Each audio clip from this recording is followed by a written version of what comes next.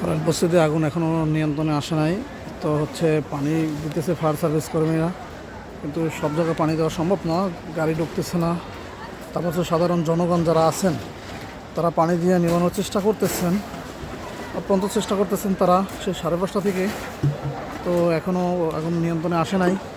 আমি বর্তমানে দাঁড়ানো আছি গন্তব্যস্থানে, আপনাদের দেখাবার জন্য আমি লাইভ আসছি। আঙ্কেল আগুন লাগছে কয়টার দিকে? 5:30। আপনারা চেষ্টা করতেছেন, এখনও আগুন মানে নিয়ন্ত্রণে আসে নাই? আচ্ছা, ফায়ার সার্ভিস তারা কি এখানে আসার পৌঁছাতে পারছে মানে আপনাদের এইখানে না আশেপাশে?